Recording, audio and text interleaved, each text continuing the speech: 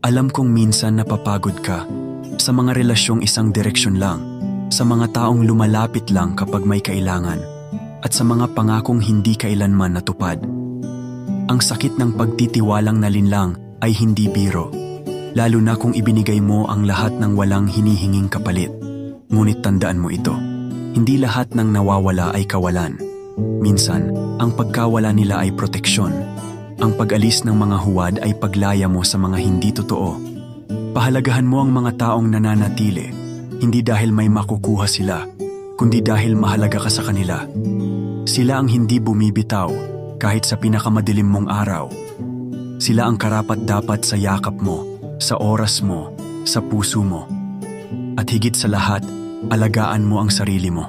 Huwag mong hayaang maubos ang init ng iyong puso sa pagbibigay sa mga taong hindi marunong magpahalaga. Sa dulo, ang tunay na pagmamahal ay hindi kailangang ipaglaban sa maling tao, dahil ang tamang tao kailanman hindi ka ipagpapalit.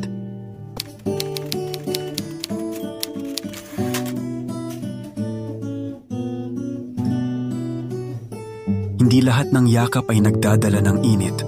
May mga kamay na ang dulot ay lamig, lumalapit lang kung kailan may pangangailangan, at lumilisan kapag naibigay mo na ang kanilang hinahanap.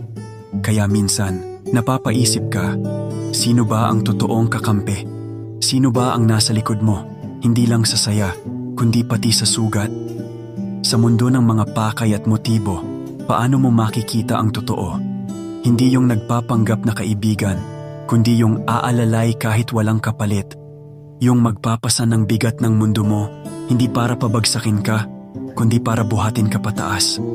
Kung meron kang ganon, isang kaibigan, isang mahal sa buhay, huwag mo silang pabayaan. Mahalaga sila. Sila ang totoo. Sila ang hindi bibitaw, kahit walang-wala ka.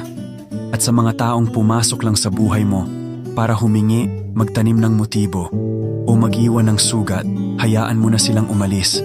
Sarado na ang pinto para sa mga huwad. Kapayapaan ang habol mo, hindi laban. Ang puso mo'y payapa, sapat na. Hindi kailangang magpakaperpekto. Ang biyaya ng Diyos ay laging nariyan, kahit sino ang mawala, kahit sino ang lumisan. Sa huli ang mahalaga, mahal mo ang mga tunay, at mahal mo ang sarili mong tinatawag na tahanan. Sa mundo ng peke at pansamantala, ang puso mong tapat ay hahanap ng tapat ding kasama.